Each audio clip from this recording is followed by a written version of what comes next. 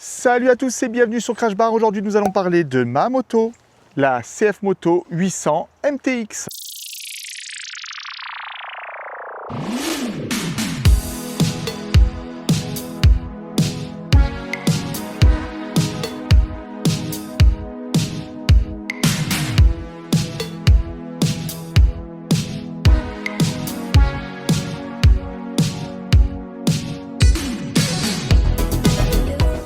Alors, nous allons voir pourquoi j'ai craqué sur cette moto, pourquoi elle est pertinente pour les débutants et pourquoi c'est un air fryer en plein mois d'août.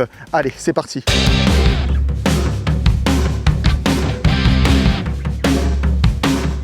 Alors non, c'est pas une sponsor. De toute façon, qui sponsoriserait une chaîne qui a 0 abonnés?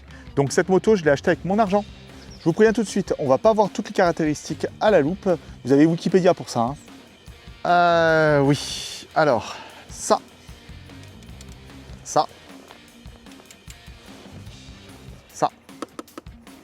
Ceci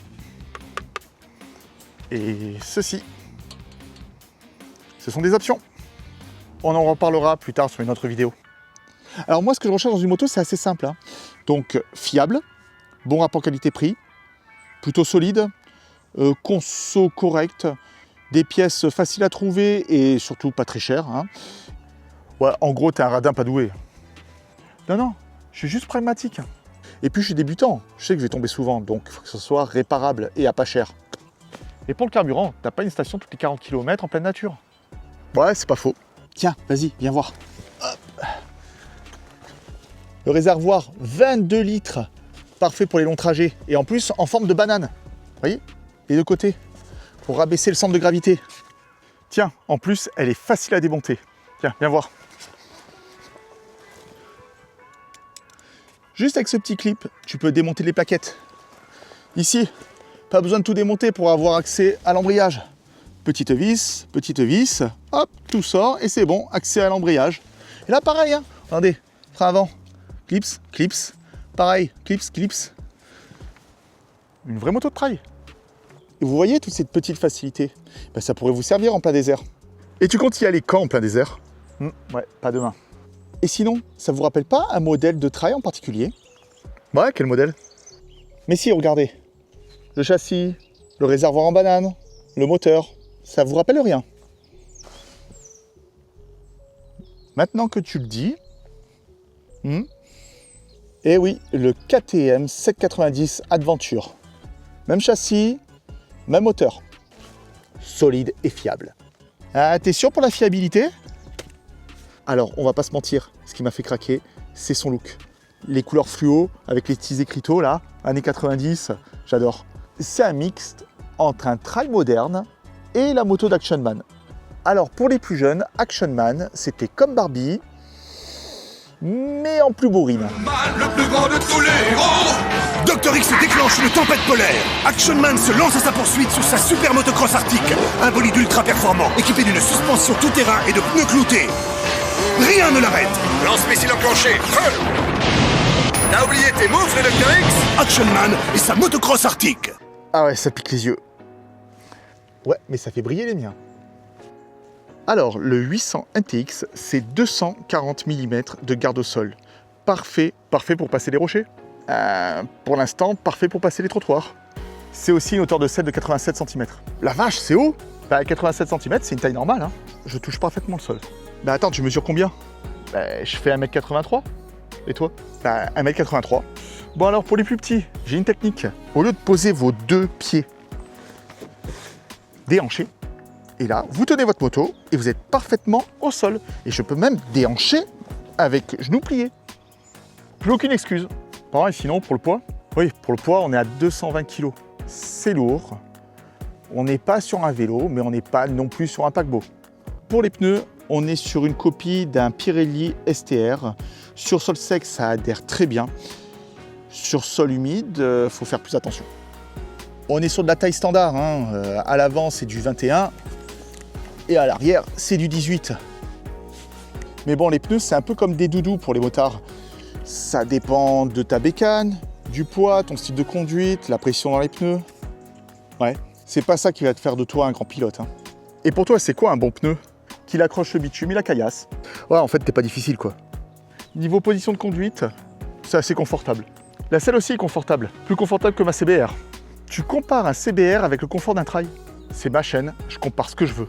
Alors on a 95 chevaux, assez pour doubler, même avec ton sac de sable et tout ton chargement.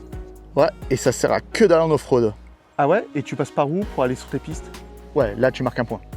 Sinon, elle a un couple à 87 Nm, 6700 tours. Honnêtement, je sais pas ce que ça veut dire, mais quand j'accélère, ça cabre. Sinon, pour la boîte, on a droit à un shifter haut, bas. Et on va dire que cette boîte était plutôt enthousiaste. En gros, elle claque.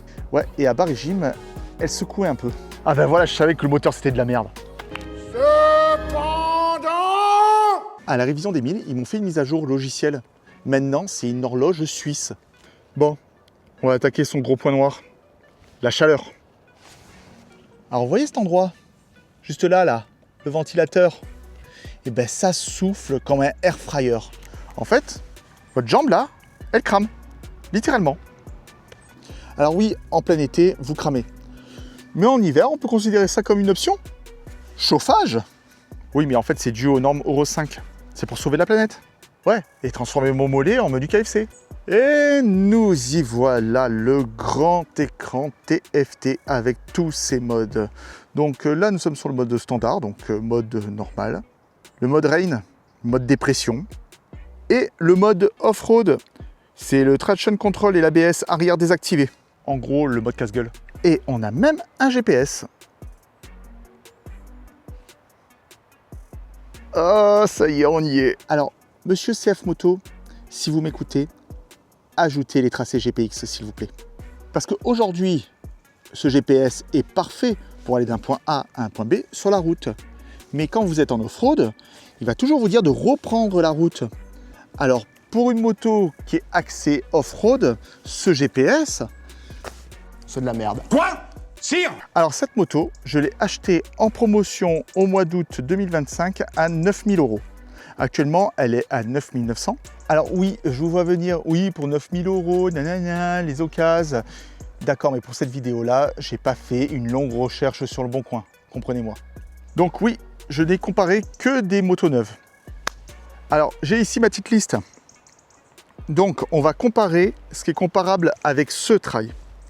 Donc, il y a la Ténéré 700. Alors, elle est plus chère et moins équipée. Voilà, elle est aux alentours des 11 900 €. Mais le modèle de base. Alors, l'Africa Twin, super moto, mais 15 000 balles, j'ai pas envie de pleurer à chaque chute. La GS 900. Alors, juste un prix comme ça. 1040,49 € pour un embrayage complet chez BMW en 2025. Tout est dit. La KTM 790 Adventure, quasi la même, mais avec 2000 € de plus. La Transalp et la V-Strom 800 DE. Alors, elles sont toutes les deux aux alentours des 11 000. Et ouais, j'avoue que elles valent le coup. Elles valent le coup, mais bon, voilà, 2000 € de plus. Et enfin, la Cove 800X Pro à 10 000 €. Wow. Alors, celle-ci, elle peut me faire regretter mon choix, mais je n'ai pas de concession à côté de chez moi. Alors, oui, peut-être plus tard pour faire de la compétition, elle me tente bien. Ouais, franchement, celle-ci, elle me tente bien. Donc oui, la CF Moto, elle est convaincante pour son prix. Ouais, mais c'est chinois. Ouais, alors? Bah, c'est de la merde. Ouais, d'accord. Tes fringues, ton smartphone, ton ordinateur, et même les pièces pour ta bécane, ils viennent d'où? Petit aparté historique.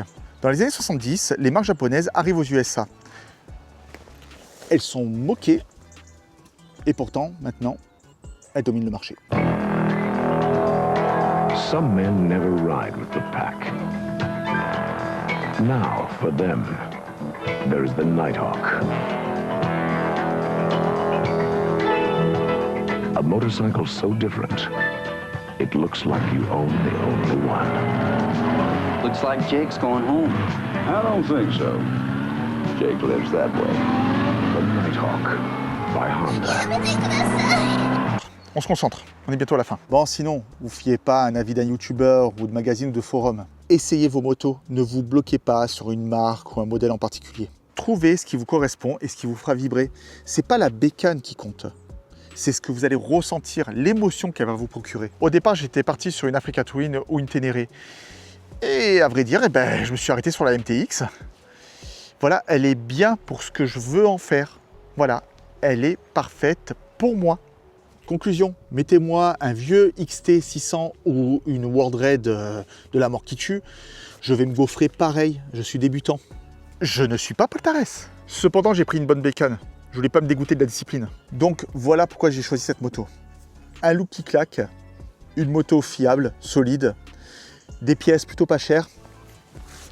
C'est chinois, donc merci à AliExpress.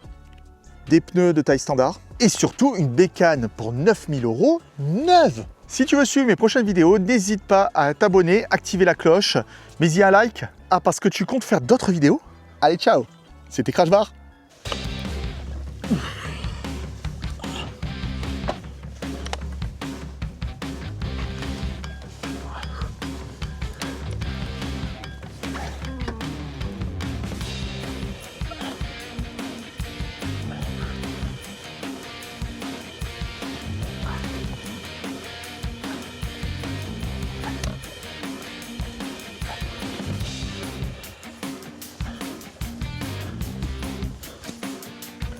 Putain.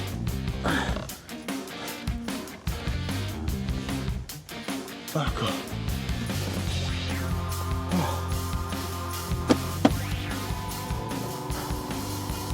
Il me faut de l'entraînement. Il me faut de l'entraînement. Il me faut des tutos. Oh putain.